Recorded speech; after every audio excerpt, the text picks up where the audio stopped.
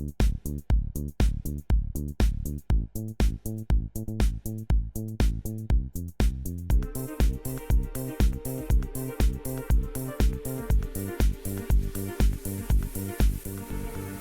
on this week's episode of the podcast, I welcome along Grant Decker, the owner of Vinyl Shakedown Records in Burbage and Hinckley. As a vinyl collector for most of his life, it's always been a dream of Grant's to open his own record shop. And following a period of time buying and selling records out of his own house, he's moved into the shop. So on this episode, we talk about the shop, what it takes to open a record shop, his music taste in general, and what he buys for his own collection, and also the plans for the future of Vinyl Shakedown. So thanks for joining us, Grant, and welcome to the podcast. Yeah, thank you. No worries at all. Yeah, looking forward to it. How are you doing today? You all right? Yeah, all good. Yeah. Immersed in the world of records as usual. Got a load of other jobs I should be doing, but then the records and coming up the shop and sorting through things and geeking out always pulls you in. I mean, being immersed in records is probably the best thing I can think of doing. So exactly. Yeah. Right, cool. So I think there's only really one place to start, and obviously that is the shop. Yeah, So cool. how long has the shop been open now? We're on a year and 3 months for the shop. But in that short space of time, we've moved from a very small unit, which you could barely fit 10 people in, to a much nicer, bigger unit to store more records. So, yeah, just over a year, really. Okay, cool. So the dream obviously was to open your own record shop originally, and that was off the back of your collecting vinyl for a long time yourself.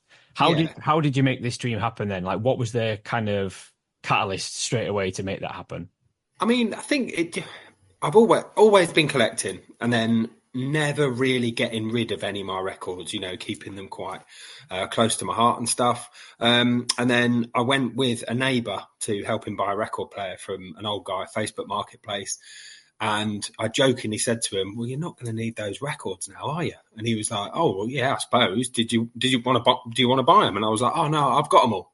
It's just like Beatles and Stones and stuff. Mm-hmm. I thought I've got them all, and then I just light bulb moment of like, hang on a minute, I can buy them and chop and change out of mine, and then sell the other ones, perhaps, And that was it. That was the start, and then it snowballed really, really quickly. Before you know it, you've got a car full of records, and you've got 4 people that you're driving around to the sort of local area, picking up records, valuing records for people. Yeah, and then I think as you sort of, the more you do it, the more the word spreads, and then the more records you get.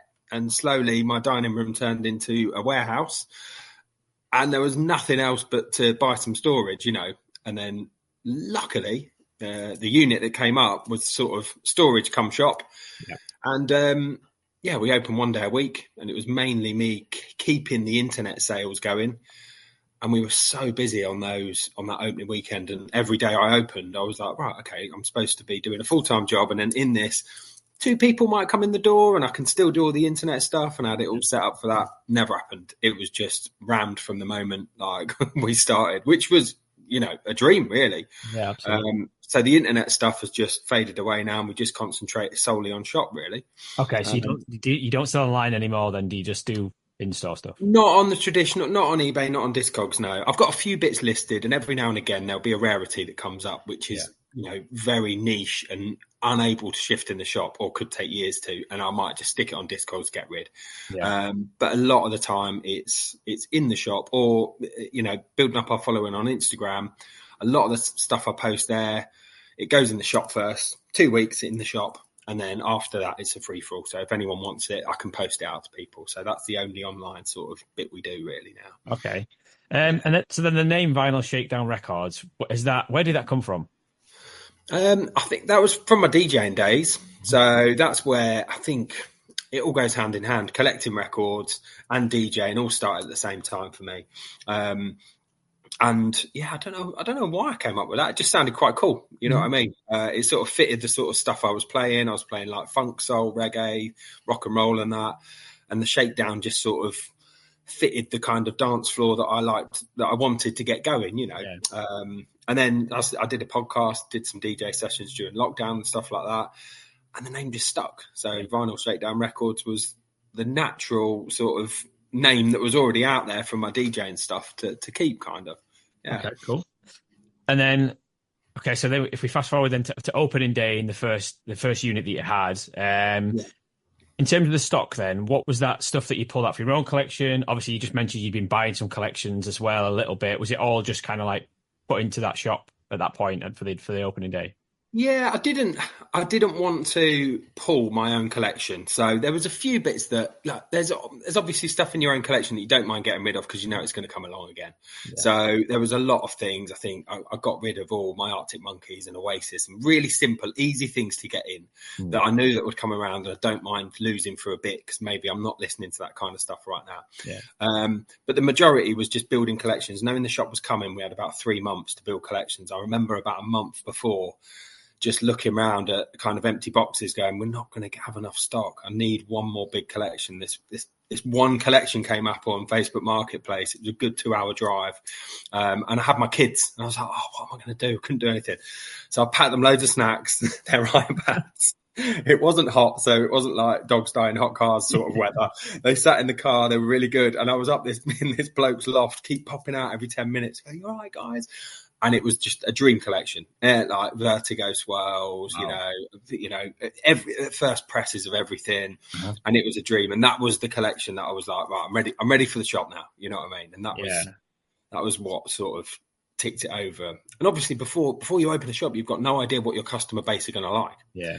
So in my head, I was like, in my head, I had a sort of vision of what I wanted stock wise. But very quickly, you begin to change to sort of suit your customer base. And that's nice now, knowing, okay, when a collection comes in, it's not the collection that 2 years ago I'd be excited about. It's if a collection of Duran Duran comes in and stuff like that, I'm like, oh, yeah, this is great because I know it's a hot seller. It's going to keep people happy, my customer base, Okay. So then just buying like collections, I mean, myself, I buy collections now and again. All for my own collection more than anything, and then do swapping, trading, selling on to other shops locally, all that kind of stuff. How do you find? Do you find it easy to pick up collections? Is it becoming harder in the sort of period you've had the shops open in the last sort of year to 18 months? I mean, previous to having a shop, it was quite tricky because you were up against competition, you were up against other people, and you were just willing on, your word spreading basically, and being the first one on maybe Facebook Marketplace or the first person on in there for it. Whereas now you've got people coming in the shop, and we've built up a good name for ourselves, paying decent money for good collections, and so it feels easier because of the shop, but then it is harder sometimes as well because you get a lot of people that have this idea that all records are worth money. Yeah. And it is really difficult having that conversation with people on a daily basis that, Mantovani's greatest hits is actually worthless, and you may have seen it on Discogs with an average of £4, but it hasn't ever sold for 6 years. It's only, all of those little intricacies that make it a little bit trickier now. But, we're really lucky, I think, because we've opened in a relatively small village, but with surrounding towns, we are reaping the benefits of tapping into new collections. I think if you open in a city that's already got a record shop or has had a record shop, maybe some of those people have already sold their collections or they've cleared their lofts. We're still in that honeymoon period of getting lots of collections, and as word spreads, we're now seeing a lot more collections coming in from collectors who are getting rid of a few records or getting rid of half their collection or just choice bits or things like that. So that is brilliant because that's where some rarities come from. That's where you can, help people find their grails and stuff like that and be a little bit more selective in what's coming through the shop, really. Yeah. I mean, that's obviously a good point. I mean, I think obviously we'll go on to storage and things like that, but not everybody doesn't have enough storage space, do they? I don't have enough storage space behind me in my room, and it just grows and grows and grows depending on the amount you buy, and that kind of takes us nicely into then moving to the bigger unit. Then that I remember when you guys did that. Obviously, I remember it happening on all the social media and all the channels, and your mad dash to get everything ready for the opening day. Is that in the same kind of area that you were originally? It's just a bigger unit, wasn't it? Is that right? Yeah, it's just 2 doors up. Right. So it was Yeah. in our head quite an easy move, but moving sort of, in the region of 120, maybe 160 boxes of records was Yeah. quite time consuming and Yeah. stuff. And then obviously you said before about your worriness to try and fill all the boxes on the opening day. You've got a bigger shop to fill then. How did you find that? Were you overspilling the old shop and you needed a bigger unit, or was it just an Oh, opportunity? the old shop was absolutely crammed to the rafters. I Right. mean, I couldn't even open our stock cupboard, and it Wow. was a looming joke that the floor would give way, because it was ridiculous. Yeah. And someone would come in and ask for a record, and I'd be like, "Yeah, I've got it, but it's in here," and open the door, and they'd be, "Oh my god!" So it meant that we could spread that out a little bit, and it meant that we could play a little bit cleverly with getting rid of some of those cheaper records that. We've got storage out the front now. So we're undercover. So we've got a huge bench out the front with loads of £1, £2, £3 records and free records and 50p and 20p and, 10 for £1 singles and stuff. And that's not to say that they're not amazing ways to start your collection or space fillers, but they were just sat in storage because we didn't have a place for them to go. And I think filling up, I don't know, I think you had a bit more hindsight. You had a little bit more knowing of what we needed to get in for that opening. And again, I could prepare for it with a few massive collections coming in. So I was sitting on about 4 huge collections, like proper house clearance collections, huge collections that I just knew were just going to be absolute winners. So on that opening weekend, it was like, ta-da, look what I've been saving you all. And that was nice. You know what I mean? So it did feel, there wasn't the panic. The panic when we first opened was I was looking at the walls just going, don't buy that because it looks wicked on the wall, and I want that customer to see that I've had that in. I don't want you to buy it. You know what I mean? And like that was my thing before. But now I do realize that there is an ebb and flow to it. That Jane's Addiction is going to sell at some point. We might not see another one, but what will replace it is, a Nirvana First Press Bleach or something like that. So it does roll. It's okay. You know what I mean? It's okay to sell the records. It is, yeah. Okay. So then, obviously, it sounds like the community around the local area has taken to the shop, or both shops, in effect, very, very well. And like I say, judging from what I see on social media, you're always fairly busy. And is that kind of true? The community have obviously been very supportive and taken to it well. Yeah, I mean, we've been really lucky in Hinckley, which is the nearest town, because we're in Burbage.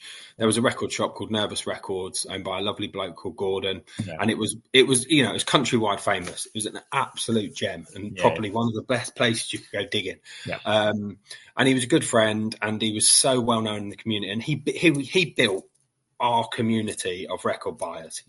Every single person knows or bought their first record from Gordon, or knows of him, or has sold him some records, or bought records, So I pretty much have everything to thank him for, really, because we were kind of doing stuff at the same time. I was doing online, he was just in the shop, and then it was just that thing of like, it was that sort of chance in coincidence where, sadly, he passed away, and then that left an opening. And I think the community really did want something more. And we were at that exact point able to fill it. So I think it is, I hate saying continue a legacy or something, because it's a separate thing. You know what I mean? There's no one can ever replace that amazing shop and the memories that gave. And we offer something different, but we have for the community of record buyers here, we're so thankful for that, because that was built from that foundation, really. Yeah, I mean, I had heard of Gordon and Nervous Records previously, and I know people that from your local area that have bought in that shop as well previously over their time of growing up and things like that. So that's a really nice it is a nice transition, I suppose, that you. Don't want to say continuing Gordon's legacy, as you said, but it is nice that you're continuing selling records in that area in your. Absolutely, yeah. Okay, so then. What are your kind of best sellers at the moment then in terms of records? I mean, obviously, sorry to interrupt there, but like Taylor Swift is obviously cornering the vinyl market. Is Taylor Swift one of your big sellers, or is the other stuff? Yeah. That's an easy seller. Yeah, all day long. Like I said, touched on earlier, there seems to be like an 80s revival of like, you know, Duran Duran, Spandau, and, you know, even like Tears for Fears and things like that, that people are loving. So Madonna and Prince go into that quite nicely. So our pop section just rolls around. It's probably the pop selection has probably all gone out and come back in about 5 times over, you know. Yeah. That is just really big at the moment, you know. And I think it's because it's relatively cheap, you know. You're talking 5 to 10 quid an album, great songs, great, you know, great production, everything. And people have that memory of that. Obviously, the big O at the moment, Oasis, is like you know, you cannot stock enough of it at the moment. And then there's stuff that just always goes, like the classics. Rumours, obviously, always, you know, trying to keep one in. Tracy Chapman, always trying to keep one in. Hands of Love, you know, those classics. But yeah, things that don't go as much as I thought, like Stones. I don't sell hardly any Rolling Stones, which is weird because our Stones section is incredible, but we don't sell much, you know what I mean? And Beatles as well, like we get so much in, but not as much goes out. So yeah, there's little tiny things that happen along the way that you think, oh, that's way different to what I thought, you know what I mean? I thought I'd sell a copy of Abbey Road every single day, but it's not the case. I think when I've bought records over the last 10, 15 years I've been collecting, it's quite interesting because you see a trend happening when, obviously, like when Bowie died or when Prince died, Bowie stuff then comes back to the forefront. Everybody will buy Bowie stuff because they get reminded of how great he was. Same with Prince. Same with, I don't know who else has died in the last, George Michael, let's say, another one. Wham, George Michael stuff will have been sold. I don't, it sounds morbid, but it takes like an event or a death or even like a reunion, the Oasis reunion, like you said. You know, if the Smiths ever go back together, that would be another one. It's like kind of these events to then bring everybody's attention to it. And heaven forbid, I don't want, you know, Paul McCartney to die or anything like that, but it might take a big event like that or something for Beatles to then become popular again.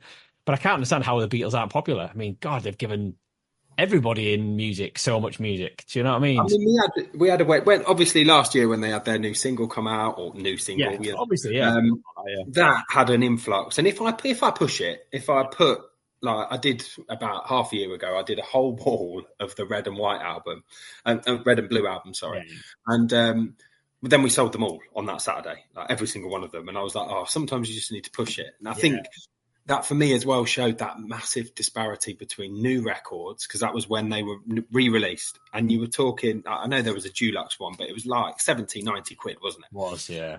And I was like, you can buy the original one for 12 quid in lovely condition. And there's nothing wrong with it. Or you can even have a blue or red coloured one, which we've got in, for 30 quid. It didn't make sense to me that you would buy those. So I'm always trying to push people to buy those sort of early presses or get people involved in that, because often it's so much cheaper to do that. You know, you see reissues come through which are like bonkers prices when you can buy the original with everything in it. That's it, yeah. Dirt cheap. So I mean, that leads me on nicely to my next question then. Obviously, I know you buy a lot of collections, as you said, and a lot of your stock secondhand, but yesterday I'd seen you've got some brand new records in that you'd obviously... Yeah. Brand new records at the moment, in my opinion, are getting crazy money. It's from certain labels, from certain distributors. What's your thoughts on it, and how can that problem or that issue kind of be overcome, do you think? I'm gonna diss a big company. HMV are causing a lot of these problems, sadly. You know, and there's no need for it. There isn't any need for the greed. And I think because they were burnt, because they had their business model and they disappeared, they've come back, and I feel like they're using it as a cash cow. They think that they've got 5 years, 10 years to cram as much profit as possible, and it is taking advantage of the vinyl revival by £44 for a new release. It's not sustainable, and I don't think it's sustainable for collectors, and it only helps us out as small independents, because I'm cheaper on every level than HMV at all times, you know, apart from sometimes they might do their 3 for 55 or something. There might be a few titles in there that I'm like, that's, you know, I would only make 70p if I did it at that price. But the majority of the time, it is crackers. And there are records that are gonna always be more expensive. There are, like Mezzanine, Massive Attack Mezzanine there's not many pressings of that, and it's always going to be an expensive record, and you've just got to suck that up. But you can get Blue Lines for 17 quid. You know what I mean? So there are going to be records that, whatever happens, are always going to be expensive. New records as well. But there isn't. I genuinely don't think there is a need for it. And so there is a greed element to it. I'm quite lucky that one of our local record shops to us in Coventry just dropped in, who are a fantastic record shop, and I go there all the time for myself and love it. They are really cheap, you know what I mean, on their new release stuff, maybe even the cheapest in the country. So it keeps me at that level as well, and it keeps our community happy. So it's a win-win, really. There isn't much money in new records at all for a shop owner, but there is no need for that level of greed. It's too much. Yeah, it is. All right, that's a fair point. Sorry, HMV. I did used to work at HMV, so I kind of. Yeah. I do know like the ins and outs of it, and I know that it's just not necessary, No. But, I mean, the running joke, obviously, that you see on social media is when they put the sale on, the sale prices go down to the original prices of the record. What they should be selling for, so there's no sale. All right, okay, then. So let's talk about rare records then. I can see on the wall behind you, there's one of my big wants on there, Paul Weller, Heliocentric. Hard record to get. Never been reissued, which is bonkers because he skipped over. Yeah. So weird. What do you sell? Obviously, I assume you do. Rare records do go in and out of the shop. What's the kind of rarest record you've sold that you can think of? And I did a copy of, just before we opened, I did a copy of Spyrogyra, Bells and, what's it called? Bells, Boots and whatever it is. It's like folk psych. And that was bought, and that was on Discogs. Yeah. Someone sent a motorcycle courier to come and pick it up. And within like 3 hours, he sent me a video of him playing it on his system at home. You know what I mean? And that was, you're talking over $1,000 on that one. Yeah. We've had a Pink Floyd Blue Triangle come in, the classics like that. We've had the Please Please Me on the yellow gold label, and the odd bit and bob. We had something that went yesterday actually, like a really rare psych private press that was almost impossible to price because it had never sold before. It was the US only thing. It was fully signed by the band as well, and it was amazing as well. It was really good. So that was a hard one, but it didn't mean that it was quite expensive, but it it's one of those things you've got to weigh up between the expensiveness of it and the difference between rarity and the difference between sought after, and those two merging. Do you know what I mean? I'm sure you know all about the differences there of that. It's tricky, isn't it, sometimes, because prices seem to go up on certain records. Mm-hmm. Yeah, they do.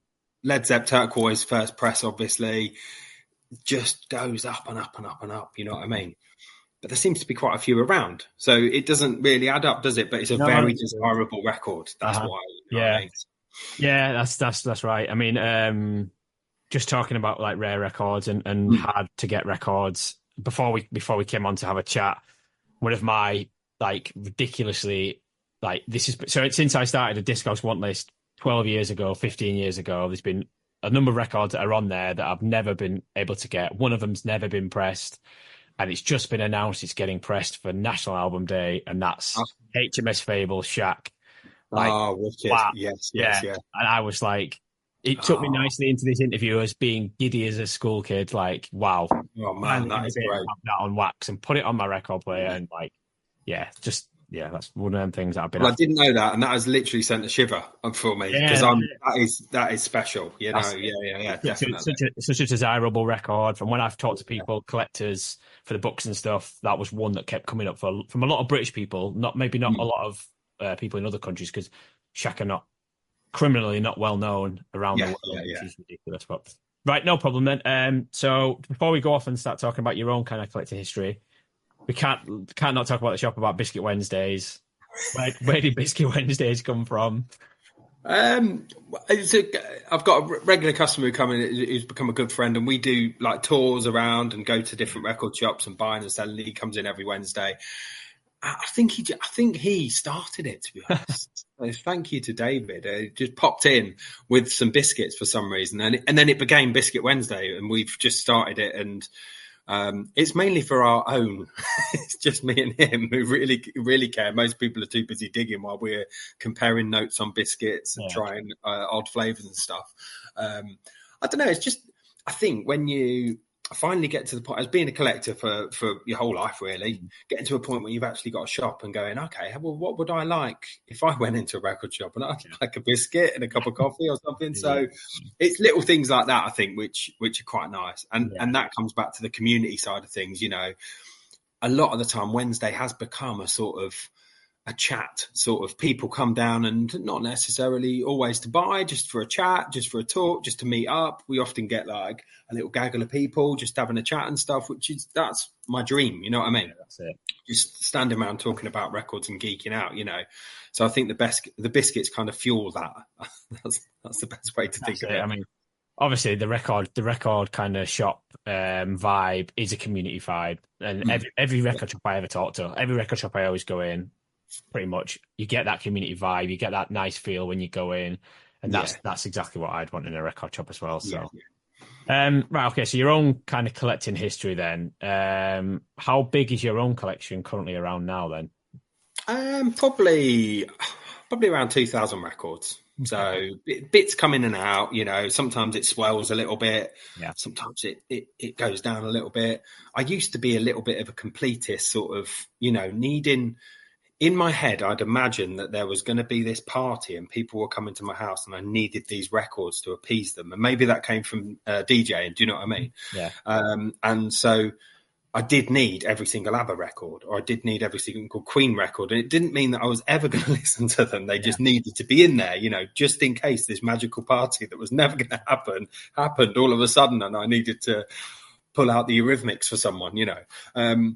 A lot of that that's over the course of the year, my collection has changed pretty dramatically because I know now that if that party were to happen, I could just come and raid the shop. Yeah. So they don't sit in my collection at home. So I would say probably about, you know, maybe 600 records have left, but probably 1,000 have gone back in. You know what I mean?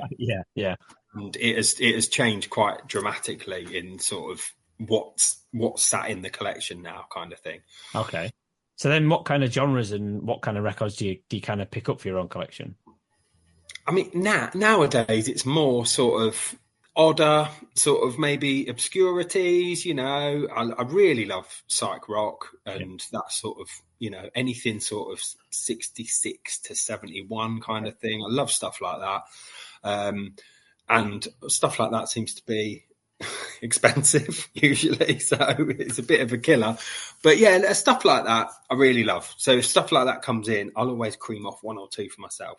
But again, I do still do that discography thing. So like at the moment it's Savoy Brown. I'm trying to just make that as complete, you know what I mean? Okay. And often when I'm focusing in on something, I forget about other things. So other things come into the shop. Mm-hmm. I'm like, no, I'm only focusing on one artist at the moment. And then I sell those and then I go, oh no, now I'm onto the pretty things and I sold it all. You know, so I love obscurities and things, but I have begun to change my way of thinking about grails. Like I do get off on seeing people see a grail in the shop. Yeah. And I have begun to weigh that up of like, if it's just sat in my collection, how often do I listen to it? And I do that quite a lot now and think, look, it can sit on the wall for a bit and people can get joy. Even like if it's more of a museum-y piece, people are coming in to look at it and go, oh, that's cool. I've not seen that in a while. So stuff it's quite fluid between the shop and my collection, kind of in and out kind of thing. Yeah. Okay, cool. And then do you think your music taste has evolved over the years of collecting? Yeah, definitely. I think you definitely have more, I don't know, I have more of a respect for every genre, you know, and the crafting of a song and the crafting of an album and the artwork and everything. So a lot of the time it really doesn't matter on the type of music. It's more about like the effort that's gone into it, or what's, you know, the sort of journey or the history behind it sometimes becomes a little bit more important. Do you know what I mean? Yeah.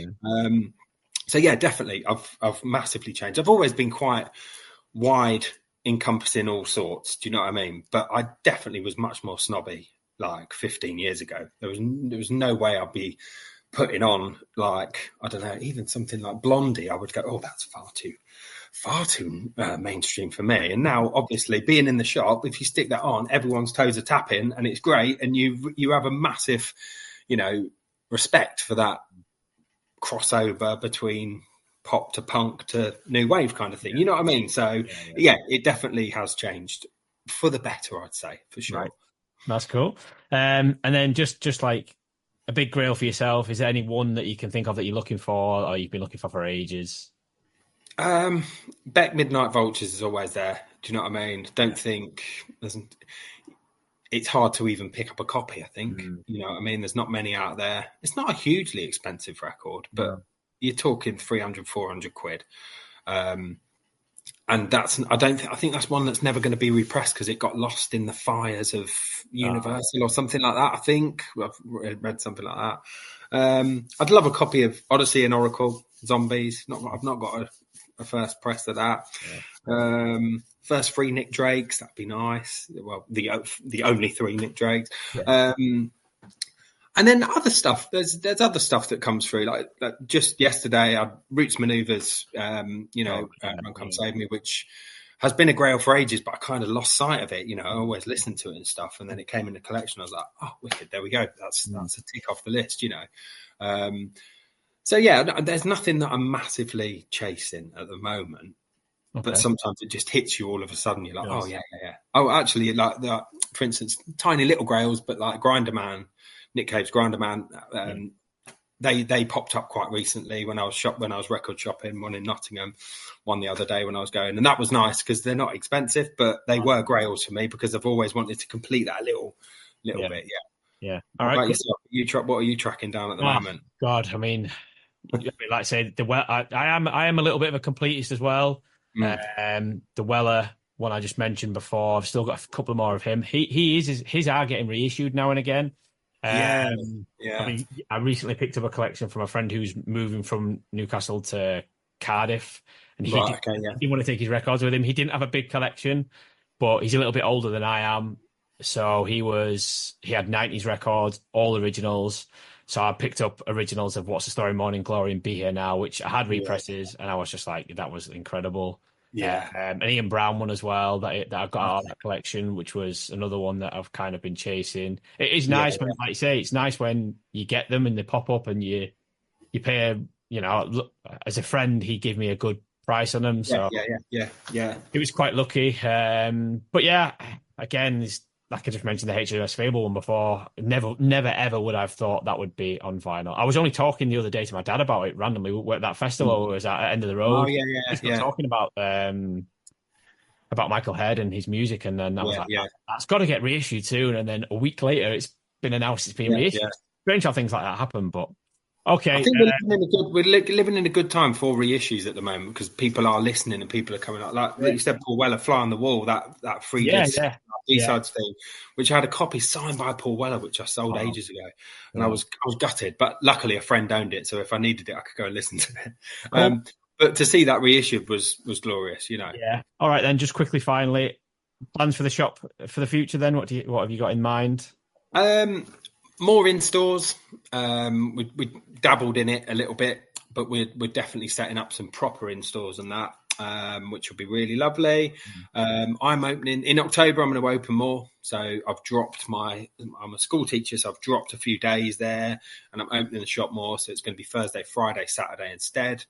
I sort of want to in the courtyard area, which is really nice. I'd like to do a record fair at some point. So inviting other dealers to come and do.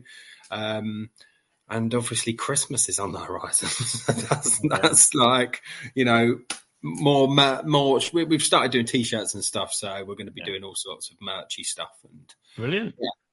Okay. Well, thank you for coming on the podcast, Grant. It's been really No, lovely. no worries. Yeah. And desperate. I need to get down to the shop to have a visit for Yeah, you'll have to come a down, man. collect After, and yeah. come digging in the shop. So, but yeah, thank you very much for being on. It's been great to chat to you about records and the shop, and all the best for going forward in the future as well with the shop. Is No, wicked. Thank you for having me. no Cheers. problem. I will catch up with you soon. Yeah, nice one.